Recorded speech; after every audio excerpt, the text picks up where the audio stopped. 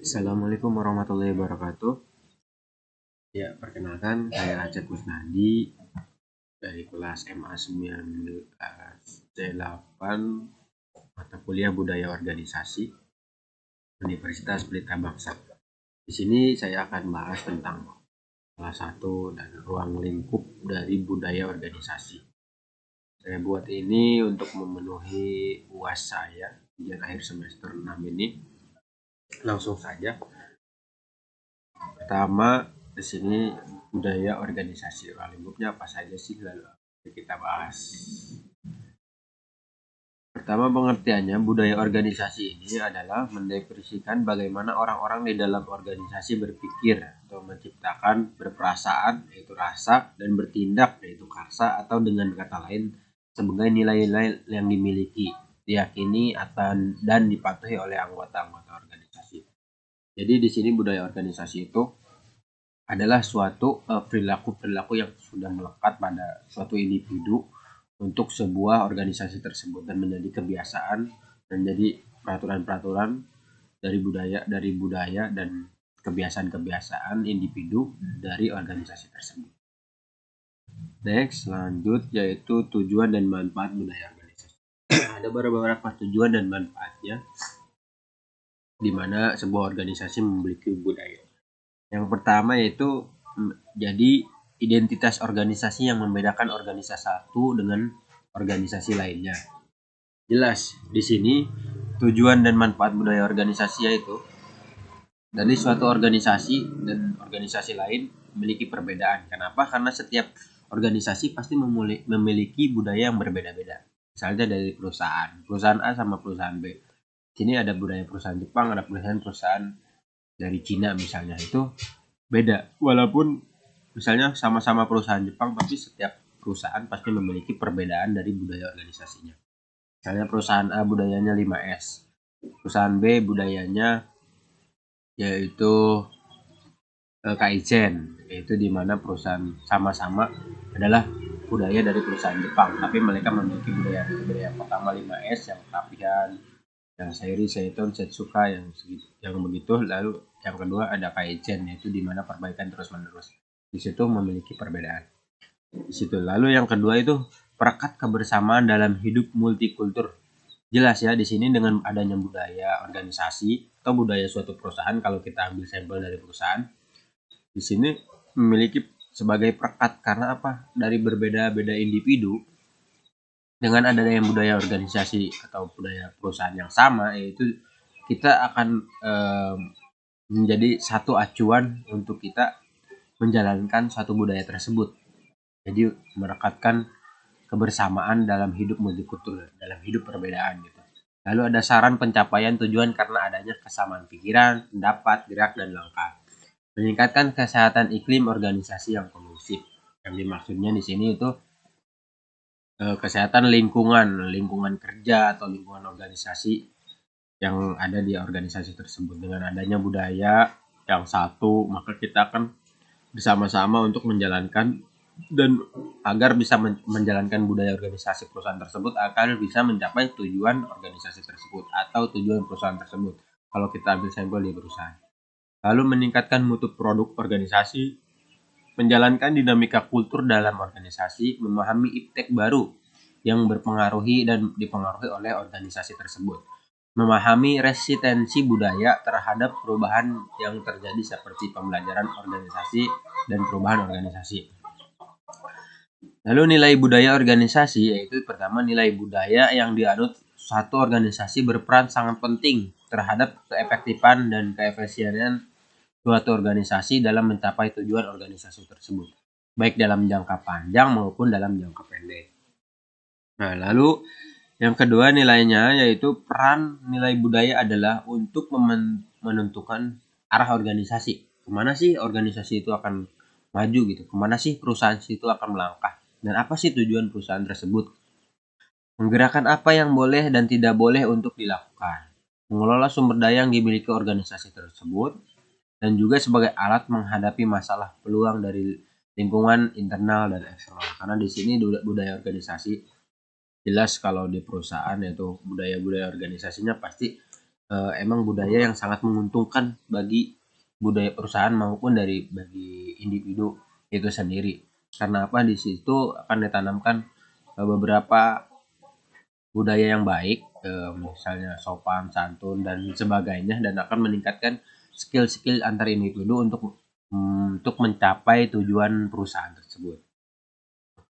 Lalu dimensi budaya organisasi, ada perilaku yang diamati, norma kelompok, nilai-nilai pendukung, filosofi. Maksudnya filosofi kemana sih arahnya atau tujuannya si perusahaan atau budaya organisasi tersebut.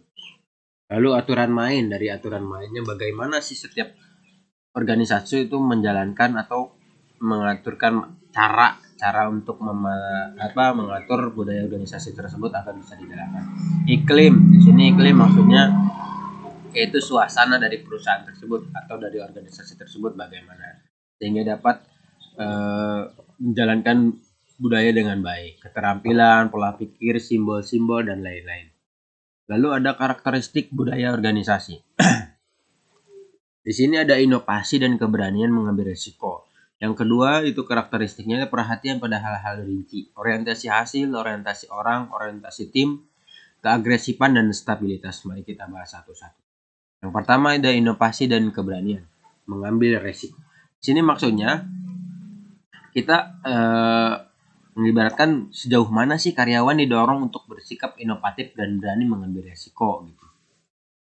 Lalu ada perhatian pada hal-hal rinci, yakni sejauh mana karyawan diharapkan menjalankan presisi, analisis dan perhatian pada hal-hal yang detail gitu.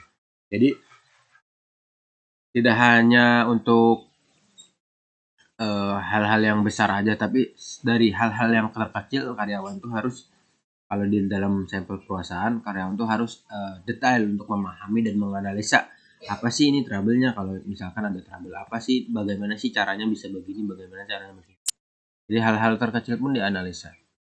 Lalu yang kedua orientasi pada hasil, yakni sejauh mana manajemen berfokus lebih pada hasil ketimbang pada teknik dan proses yang digunakan untuk mencapai hasil tersebut. Jadi berorientasi lah pada hasilnya bakal segini, berarti prosesnya harus begini.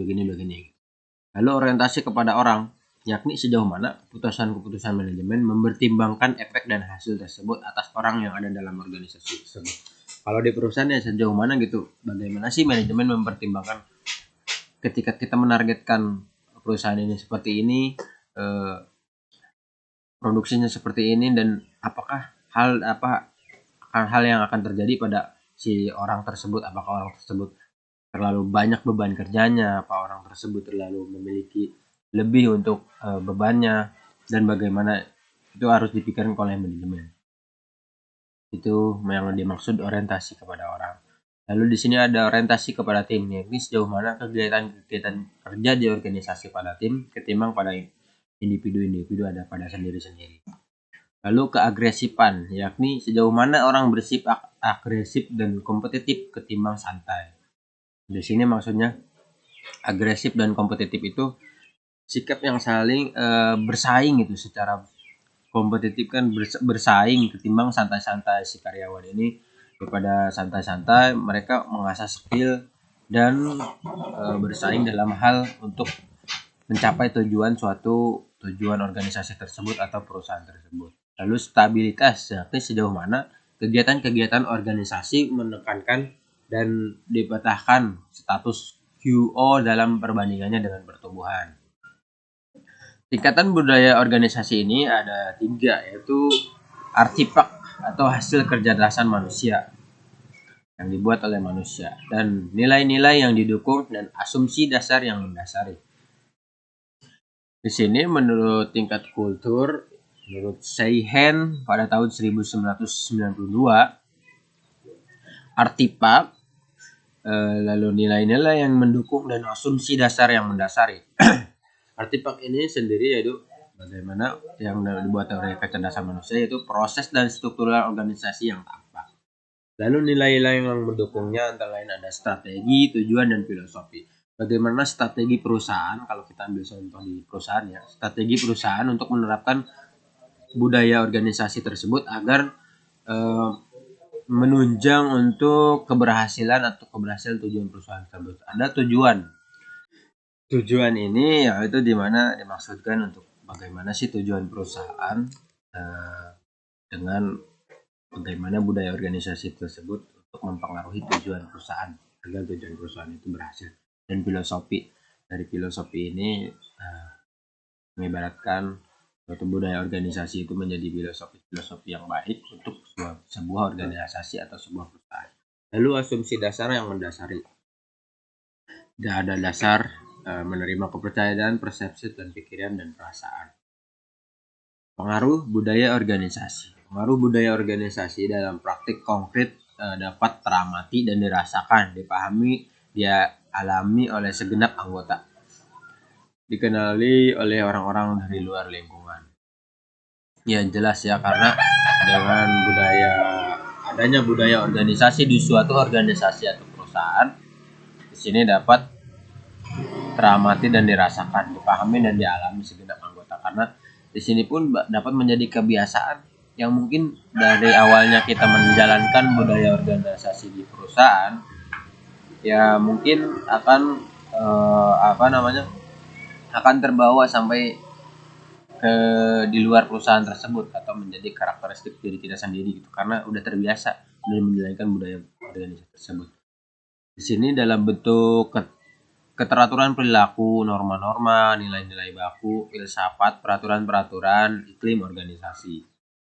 Lalu keteraturan perilaku itu segenap anggota organisasi berintegrasi satu sama lain dengan menggunakan bahasa, terminologi, dan tata cara yang berlaku dalam suatu organisasi tersebut. Norma-norma yaitu standar dan ketentuan perilaku termasuk petunjuk tentang pekerjaan yang harus dilaksanakan oleh setiap individu dari perusahaan tersebut. Nilai-nilai baku yaitu meliputi nilai-nilai yang penting yang hendak ditanamkan, dibangun dan resapi bersama oleh segenap anggota organisasi. Misalnya kualitas pelayanan, mutu produk, efisiensi, dan lain-lain. Filsafat yaitu kebijakan-kebijakan yang mencerminkan kepercayaan organisasi tentang bagaimana sih memperlakukan karyawan dan konsumennya. Lalu ada peraturan-peraturan yang dimana ini adalah suatu petunjuk tentang bagaimana bergaul dengan organisasinya, apa yang diharapkan dari seorang anggota organisasi tersebut gitu, sehingga dapat mencapai suatu tujuan organisasi atau perusahaan. Iklim organisasi yaitu perasaan secara keseluruhan terhadap tatanan fisik, cara berintegrasi antar anggota, dan pola bertindak terhadap orang luar. Ya mungkin itu saja yang dapat saya bahas. Terima kasih, kurang lebihnya mohon maaf. Semoga kita sehat selalu. Semoga apa yang saya sampaikan, apa yang saya kerjakan, semoga bermanfaat bagi kita semua. Terima kasih. Wassalamualaikum warahmatullahi wabarakatuh.